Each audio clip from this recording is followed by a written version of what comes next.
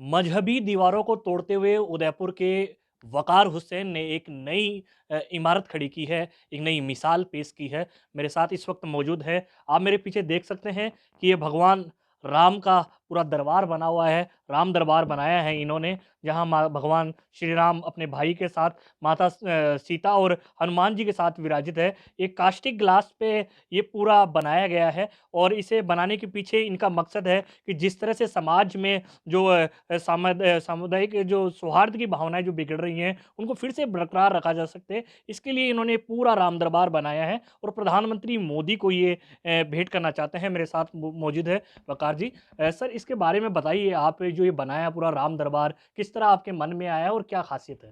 Sir नमस्कार, आप सभी दर्शकों को मैं नमस्कार करता हूँ। मैं कुछ ना कुछ ऐसा करता रहता हूँ जिससे हमारे देश के लिए कुछ ना कुछ एक अच्छा एक संदेश मिले लोगों को। अभी कुछ टाइम पहले हमने सोचा था कि हम राम दरबार बनाएँ और वो माननीय श्री नरेंद्र मोदी जी को भेंट करें।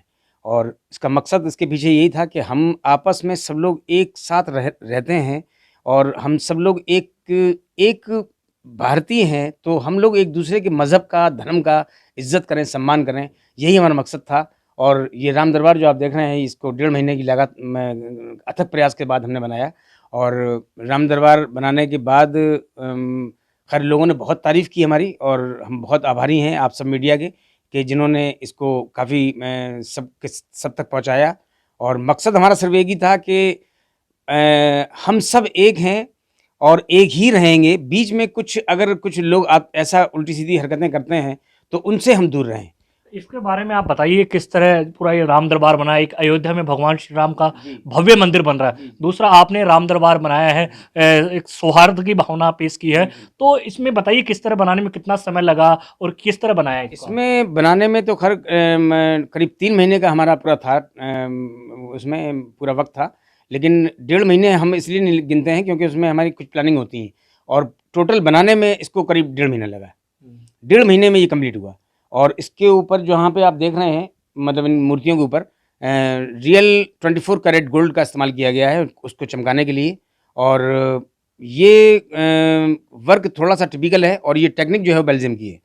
और क्रिस्टल के ऊपर सिर्फ़ गोल्ड ही काम करता है, कलर काम नहीं करता। तो इसलिए इस मंदिर की जो भव्यता है, वो गोल्ड से चमक रही है। तो हम समझते हैं कि जब तक हम सब एकजुट होंगे या एक दूसरे के धर्म और मज़हब की इज़्ज़त करेंगे, यही हमारा धर्म है, यही हमारा सबसे बड़ा ईमान है। इस पूरे जो दरबार के आप बारे में बताएँ कि किस साइज़ की क्या मूर्ति है और किस तरह इसके पूरे साँचे में ढाला गया है इसको? साँचे में नहीं ढाला गया सर, ये जो भी आप वर्क वर्क देख रहे हैं टोटल हैंडमेड है।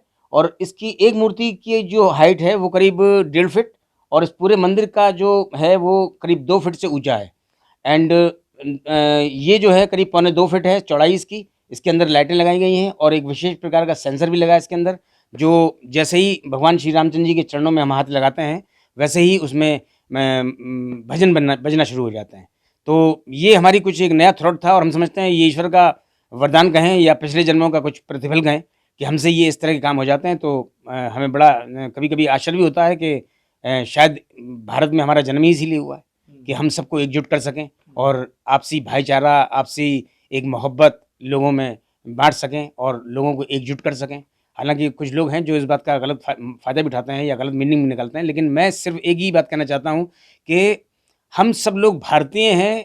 इस भारत माता की धरती पे हम लोगों ने जन्म लिया है। यहाँ के जितने भी धर्म, मज़हब या जो भी कुछ है वो सब हमारे हैं और हम और उनके भाई हैं। मैं ये बता रहा हूँ आपको 6 महीने पहले उदयपुर में ही कन्हैया हत्याकांड हुआ, जी, सांप्रदायिक सौहार्द बिगड़ा, जी, लेकिन आपने फिर सांप्रदायिक सौहार्द की मिसाल पेश की है। जी। तो क्या इसमें पूरा मन में क्या विचार आया और राम मंदिर बनाने के पीछे आपका क्या मकसद रहा? राम मंदिर बनाने का मकसद ये रहा कि क्योंकि अयोध्या में जो भगवान श्री रामचंद्र जी का मंदिर भव्य बन बन रहा है, वो मंदिर तो खैर बन ही रहा है। लेकिन आपने जो कन्हैया लाल जी की बात की, मैं बड़ा मतलब उनसे बड़ा हताश और बड़ा डिस्टर्ब हो गया था उस कांड के बाद। और मन में एक ही बात चल रही थी कि मतलब कुछ चंद लोगों ने जो मतलब इस देश के ना तो नागरिक हैं, ना ही वो हमारी समझ से ऐसे लोग हैं जिन्होंने इस माहौल को ख़राब करने की कोशिश की। और करीब-करीब ख़राब होने से बचा भी लिया प्रशासन, हम आभारी हैं प्रशासन के। लेकिन कुछ लोग ऐसे होते हैं, लेकिन सारे लोग ऐसे होते हैं ये मुमकिन नहीं है। मतलब एक चंद मुस्लिमों ने अगर इस माहौल को ख़राब करने की कोशिश की, तो इसका मतलब ये नहीं सारे मुस्लिम एक जैसे हैं। नहीं, सारे मुस्लिम ऐसे नहीं हैं। और इसीलिए हमने सोचा कि हम एक ऐसा कुछ काम करें जिससे हम सारे हिंदू, मुस्लिम, सिख, ईसाई, सब क्रिश्चियंस मतलब सब एक साथ रहें। और हम लोग एक साथ थे और आज भी एक साथ हैं। मतलब इसका रीज़न ये नहीं कि चंद लोगों ने अगर माहौल ख़राब करने की कोशिश की तो वो माहौल अब ख़राब ही रहेगा, ऐसा नहीं है। परिवार में 10 लोग होते हैं, एक थोड़ा-सा अलग नेचर का होता है, तो उसको हम लोग अवॉइड कर देते हैं कभी-कभी। तो बस यही है कि जो हुआ वो गलत हुआ और आगे से कभी ऐसा नहीं होगा और हम सब लोग भाई हैं, आपस में एक-दूसरे के साथ हैं। और अभी एक मिसाल हम आपको और देना चाहते हैं, जैसे ताज़िए निकले थे और ताज़ियों में जिन मुस्लिम हिंदू फैमिली ने उस ताज़िए के ऊपर पानी डाला, आग जल लग गई थी और उसके बाद फिर उन्होंने अपनी न्यू साड़ी उसके ऊपर डाली, तो उन उनकी ये काम करने में उनके पीछे क्या क्या क्या उनका मकसद था? मतलब तो यही था कि सौहार्द, एक आपस में भाईचारा बना रहे, तो इसीलिए उन्होंने अपनी न्यू साड़ी डाली और उन्होंने पूरा सपोर्ट किया। वकार भाई, मैं ये भी जानना चाह रहा हूँ आपसे कि अब ये जो राम दरबार बनाया है आपने, ये किसको भेंट करना चाहते हैं? और जो ये आपने पूरा बनाया, परिवार का कैसा सहयोग रहा आपका जब ये पूरा दिमाग में आपके आया? क्योंकि आज इस दौर से बात चल रही है, लेकिन कलाकार जो है वो मजहब से ऊपर होता है, तो कहीं ऐसा लगा कि कोई बात ऐसी भी हो सकती है, कुछ लोग सवाल उठा सकते हैं? नहीं सर, सवाल उठाने वाले उठाते हैं और अभी बीच में कुछ प्रॉब्लम्स आई थी हमारे लिए और हम बहुत धन्यवाद देते हैं प्रशासन, उदयपुर प्रशासन का। मतलब उसमें एसपी साहब या आईजी महोदय या कलेक्टर साहब, हम सब ने बहुत सपोर्ट किया हमें। और कुछ लोगों ने ऐसा किया था हमारे साथ जो बहुत ऑब्जेक्शन उठा दिया था। तो उसमें एक ही बात थी कि मज़हब कभी नहीं सिखाता है आपस में बैर रखना, और जहाँ तक हम जो काम करते हैं तो उसमें हमारा परिवार, यानी कि हमारे परिवार के सदस्य, हमारे जितने भी दोस्त मिलने वाले हैं या जितने भी हमारे अदर लोग हैं, वो सब लोग हमारा बहुत सपोर्ट करते हैं। वकार भाई आप ग्रेट, आप जो सोचते हो वो सही है। किसको भेंट करना चाहते हैं? ये देश के भावी प्रधानमंत्री श्रीमान नरेंद्र मोदी जी के को मैं भेंट करना चाहता हूँ, और वो भारत के ऐसे प्रथम प्रधानमंत्री हैं जिन्होंने भारत देश को एक बहुत बड़े ऊंचे शिखर पे पहुंचा दिया। तो आज मैं उनको मतलब दिल से मैं प्रणाम करता हूँ कि ऐसा देश में प्रधानमंत्री भारत में कभी नहीं पैदा हो सकता। और ये जो अथक प्रयास हुआ है, ये प्रयास सिर्फ अगर हमारी आर्ट जाए तो उनके ही हाथों में जाए, ये मेरा एक सोच है। एक अंतिम सवाल आपसे कि अब तक आपके नाम कितने रिकॉर्ड बन चुके हैं और आपने किस तरह की कलाकृतियां बनाई हैं? क्या-क्या आपने बनाया है अब तक? सर अवार्ड तो खैर बहुत मिले हैं, लेकिन ज़िंदगी में सबसे बड़ा जो अवार्ड था वो महाराणा सज्जन सिंह अवार्ड था, जो हमें पैलेस में दिया गया। अरविंद सिंह जी मेवाड़ ने हमें दिया, और उसके बाद करीब 55 अवार्ड हमें मिल चुके हैं अब तक, और 10 वर्ल्ड रिकॉर्ड्स अब तक हम बना चुके हैं। एंड जहाँ भी जाते हैं वहाँ हमारा एक बहुत बड़ा अलग तरह का सम्मान होता है। हम समझते हैं ये सब हमारी भारत के देश के जो लोग हैं वो हमें प्यार करते हैं, हमारी आर्ट से प्यार करते हैं, हमारी कला से प्यार करते हैं। मैं सबका आभारी हूँ, और जो हमें आज इस मुकाम पे ला के उन्होंने खड़ा किया। और कई बार विदेशों की यात्राएँ भी की हमने, इंडिया को रिप्रेज़ेंट किया है विदेशों में। रिसेंटली आई पार्टिसिपेट एडिनबर्ग इंटरनेशनल फेस्टिवल। अब अंतिम सवाल, आप क्या इसको समझा सकते हैं मुझे कि कितनी साइज़ का क्या बनाया है, क्या नहीं बनाया, समझाते हुए? बिल्कुल।